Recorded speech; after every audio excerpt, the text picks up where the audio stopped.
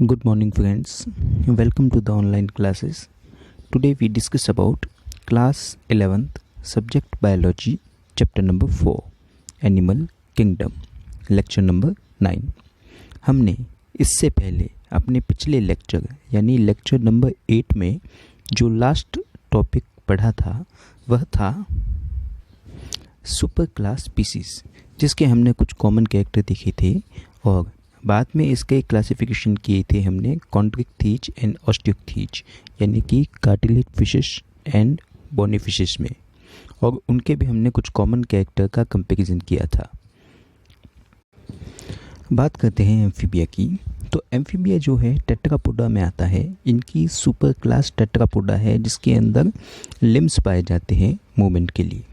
Amphibia के जो golden period की हम बात करें तो वह कार्बोनिफेरस पीरियड कहलाता है कि इस समय के दौरान हमारी अर्थ पे सबसे ज़्यादा एम्फीबियंस मौजूद थे। हैबिटेट की बात करें तो एम्फीबिया के जो मेंबर्स होते हैं वह आपको एक्वेटिक और टेरेस्ट्राइल दोनों जगह पर मिलते हैं, मतलब पानी और ज़मीन दोनों पे रहने का गुण पाया जाता है। इसी कारण इसको एम्फीबियंस कहते हैं। इनकी स्किन बहुत ही सॉफ्ट होती है, मॉइस्ट होती है और ग्लैंड्यूलर होती है, जिसके ऊपर स्केल्स नहीं पाए जाते। याद रखना, स्केल नहीं पाए जाते हैं, जबकि फिशेस के ऊपर और रेप्टाइल्स की स्किन पे आपको स्केल्स मिलेंगे। बॉडी जो है डिवाइडेड होती है हेड और ट्रंक में, लेकिन सिलामेंडर में टेल प्रेजेंट होती है, लेकिन फ्रॉग के अंदर टेल एब्सेंट होती है। हार्ट इनमें 3 चैम्बर्ड होता है जिसमें 2 आर्टरी होते हैं और 1 वेंट्रिकल होते हैं, और इनकम्प्लीट डबल सर्कुलेटरी सिस्टम इसमें पाया जाता है। एम्फीबियन के हार्ट से रिलेटेड आपके एक क्वेश्चन ये पूछा जा सकता है कि फ्रॉग के अंदर कुछ 2 स्पेशलाइज्ड स्ट्रक्चर हार्ट में पाए जाते हैं। एक तो होता है साइनस वेनेनस और सेकंड होता है कॉर्नस आर्टिसस। साइनस वेनेसस क्या होता है? वह क्या है कि राइट ऑट्रियम के राइट कॉर्नर पे पाया जाता है, और सबसे पहले डीऑक्सीजनेटेड ब्लड इस साइनस वेनेसस में आता है और बाद में राइट ऑट्रियम में जाता है। और हमारे हार्ट में जो SA नोड होता है जिसको हम पेसमेकर बोलते हैं, वही काम इसमें साइनस वेनेसस करता है। मतलब इसको हार्ट ऑफ हार्ट के नाम से जाना जाता है, जो उनके हार्ट की हार्ट बीट बनाने का काम करता है। मतलब हार्ट बीट को जनरेट कौन करता है? साइनस वेनेसस। रेस्पिरेशन की बात करें तो एम्फीबियंस में रेस्पिरेशन 3 तरीके से हो सकता है। स्किन से हो सकता है, लंग्स से हो सकता है और माउथ कैविटी या बकल कैविटी से हो सकता है। स्किन से होने वाले रेस्पिरेशन को क्यूटेनियस टाइप का रेस्पिरेशन कहते हैं।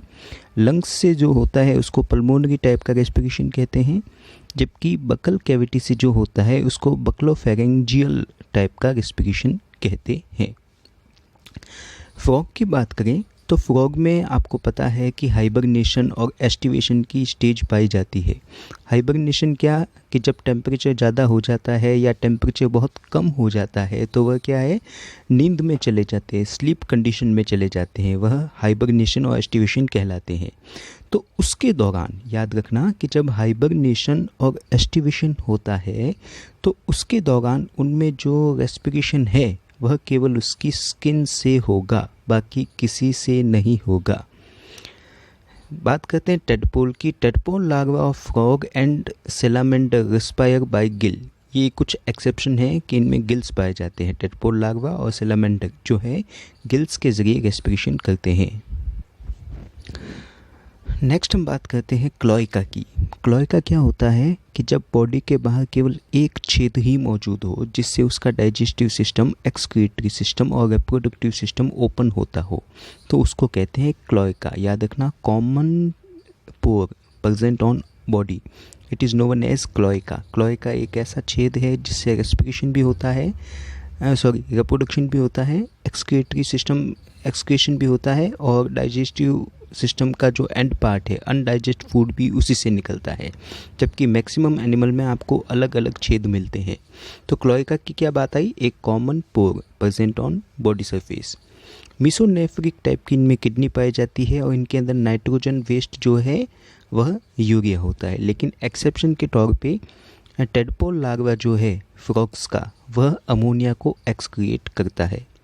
स्कल की बात करें तो ये बात आपको थोड़ी याद रखनी पड़ेगी। स्कल जो है वह डाइकोंडाइलिक कंडीशन का होता है। डाइकोंडाइलिक कंडीशन मतलब ऑक्सीपिटल कॉन्डाइल 2 पाए जाते हैं, इसमें 2 छेद होते हैं। वर्टिब्रा की बात करें वह प्रोसिलस टाइप की होती है। प्रोसिलस का मतलब होता है एंटीरियर साइड तो कॉनकेव होगी और पोस्टीरियर साइड कॉन्वेक्स होगी। और इसमें जो 10th वर्टिब्रा है उसको यूरोस्टाइल के नाम से जाना जाता है। इसकी बात करें तो इसमें स्टर्नम और रिब्स एब्सेंट होती है। रिब्स तो हमारे पता है, और रिब्स को जोड़ने वाली जो आगे वाली थोरेसिक वाली हड्डी है वह कहलाती है स्टर्नम, जो एम्फीबियंस में नहीं पाई जाती। आइज़ एंड आईलिड, आंखें और पलकें इनमें मौजूद होती है। मिडल और इंटरनल ईयर ही इसके अंदर मौजूद होता है, जबकि एक्सटर्नल ईयर एब्सेंट होता है। अब बात आती है एक इम्पोर्टेंट क्वेश्चन की कि ह्यूमन के अंदर जो ईयर है उसके अंदर 3 हड्डियां पाई जाती है, MIS मैलियस इनकस स्टेपिस, लेकिन फ्रॉग्स जो हैं उसके अंदर केवल सिंगल बोन पाई जाती है, जिसको कोल्यूमेला ऑरिस के नाम से जानते हैं। याद रखना, कोल्यूमेला वर्ड आए तो आपको बताना पड़ेगा उनके मिडिल ईयर में केवल सिंगल बोन पाई जाती है, जो कोल्यूमेला ऑरिस कहलाती है। एनिमल सारे यूनिसेक्सुअल होते हैं। फर्टिलाइजेशन इसमें एक्सटर्नल पाया जाता है, लेकिन वाटर की रिक्वायरमेंट इनको होती है। एग्स जो है वह नॉन क्लियोडोइक टाइप के होते हैं। डेवलपमेंट इनडायरेक्ट और लार्वल फॉर्म प्रेजेंट इसके अंदर होती है। नॉन क्लियोडोइक का मतलब मैं आपको पहले बता चुका हूँ कि इनके अंदर जो एग मेम्ब्रेन है बहुत ज़्यादा सॉफ्ट होती है। एग्जाम्पल की बात करें तो सैलामेंडर इसका एग्जाम्पल आता है, जिसकी लार्वा स्टेज को एक्सोलोटल लार्वा कहते हैं, जिसमें नियोटिनी कंडीशन पाई जाती है। नियोटिनी कंडीशन का मतलब होता है कि लार्वा स्टेज में सेक्स ऑर्गन डेवलप हो जाना, कि लार्वा डेवलप्ड गोनेड और परफॉर्म सेक्सुअल रिप्रोडक्शन। याद रखना कि नियोटिनी कंडीशन क्या, लार्वल स्टेज में सेक्सुअल ऑर्गन डेवलप होकर रिप्रोडक्शन करना शुरू कर देते हैं। सेकेंड एग्जाम्पल रैनटिग्रिना, जिसको हम फ्रॉग कहते हैं, इसकी लार्वा को टेडपोल लार्वा कहते हैं। एम्फीलिमा इसी का एक मेंबर है, जिसमें सबसे बड़ी आरबीसी पाई जाती है कंप्लीट एनिमल किंगडम से। ब्यूफो, जिसको टोड के नाम से जाना जाता है, उसके बॉडी पे पॉइजन ग्लैंड पाई जाती है, जो पैरोटिड ग्लैंड का मॉडिफिकेशन है।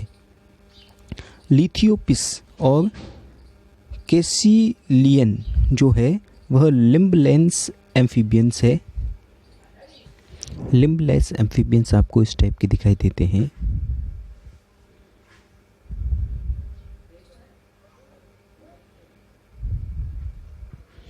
इसको आप देख सकते हैं, ये इक्थियोपिस है, लेकिन इसमें और सांपों में आपको दिखने में ये स्नैक की तरह ही दिखेंगी, लेकिन इनमें डिफरेंस क्या होता है, इनकी बॉडी पे स्केल्स नहीं होते, जबकि सांपों की स्किन के ऊपर स्केल्स मौजूद होते हैं।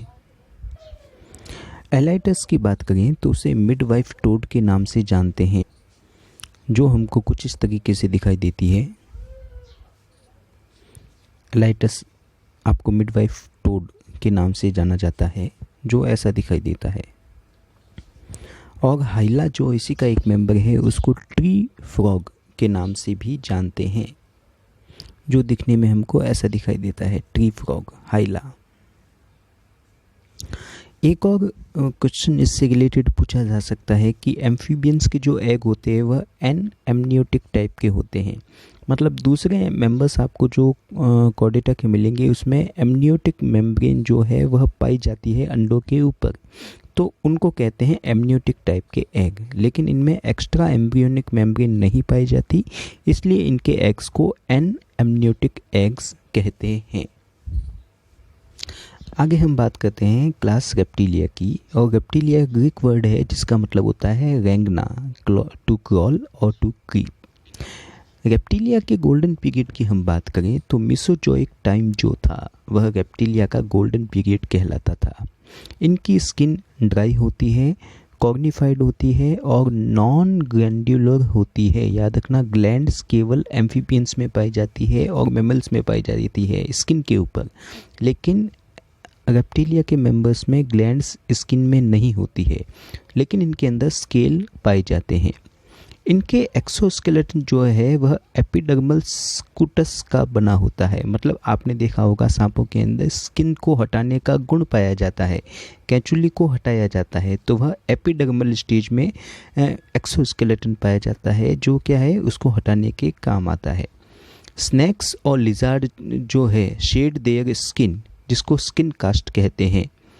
लिम्स अगर प्रेजेंट होते हैं तो वह 2 पेयर होते हैं, और लिम्स एब्सेंट होते हैं स्नेक के अंदर और लिजार्ड के अंदर। आपको मैक्सिमम रेप्टिलिया के ऐसे मेंबर मिलेंगे जिसके अंदर आपको पैरों की मौजूदगी नहीं मिलेगी, और अगर मौजूदगी मिलेगी तो उसमें केवल 2 जोड़ी पैर होते हैं, 4 पैर आपको मिलेंगे।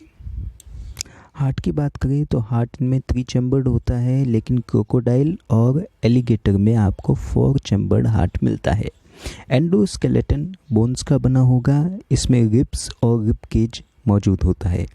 स्कल मोनोकोंडाइलिक होता है, मतलब 1 ऑक्सीपिटल कॉन्डाइल इज प्रेजेंट, और वर्टिब्रा प्रोसिलस टाइप की होती है, मतलब कॉनकेव साइड में एंटीरियर साइड में कॉनकेव और पोस्टीरियर साइड में कॉन्वेक्स स्ट्रक्चर आपको दिखाई।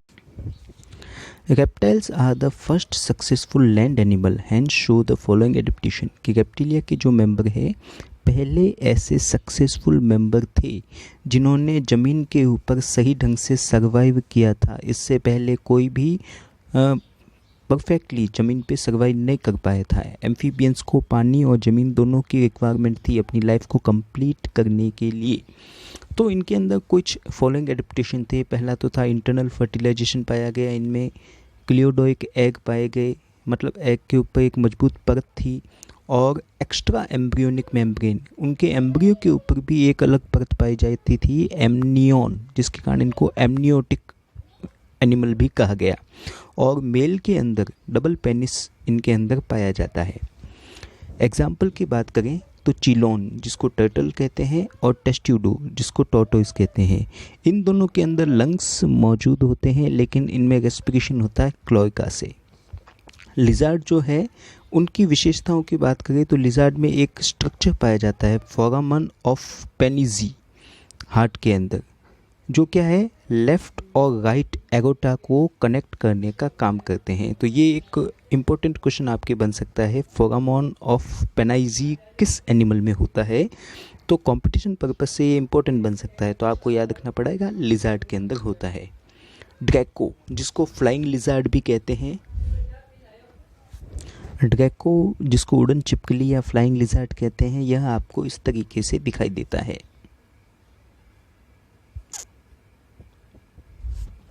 नेक्स्ट एग्जाम्पल की बात करें तो सेफोडॉन इसी का एक मेंबर है, जिसको लिविंग फॉसिल्स के नाम से जानते हैं। कैमलियन जो इसका एक मेंबर है वह विविपेरस है, मतलब सीधे बच्चों को पैदा करता है। बाकी इसमें मैक्सिमम आपको ओविपेरस एनिमल मिलेंगे जो अंडे देते हैं।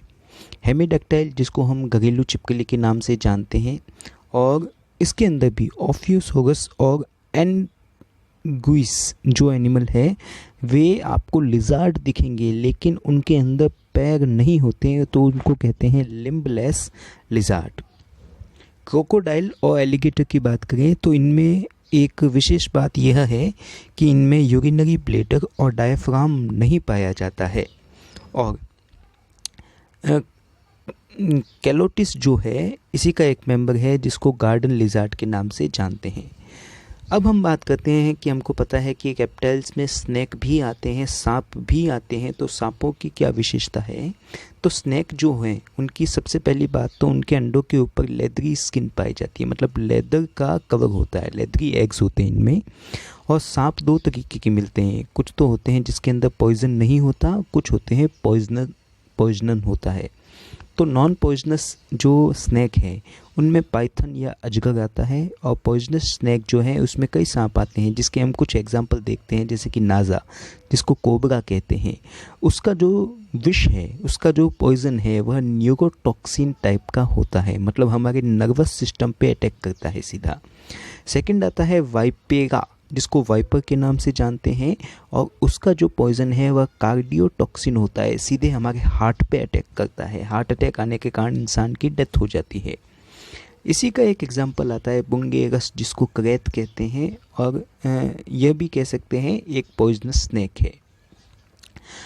इससे रिलेटेड दो क्वेश्चन आपके और कंपटीशन में बन सकते हैं। एक तो बन सकता है कि poison fangs are modified maxillary teeth, कि इनमें जो पॉइजन फैंग्स है वह मैक्सिलरी प्रकार के दांतों का रूपांतरण है, और पॉइजन ग्लैंड जो है वह labial gland similar to parotid gland, salivary gland है, उसका मॉडिफिकेशन है। याद रखना आपको कि पॉइजन ग्लैंड मॉडिफिकेशन है पैरोटिड ग्लैंड या लेबियल ग्लैंड का, और पॉइजन फैंग्स जो है वह मॉडिफिकेशन है मैक्सिलरी टीथ का।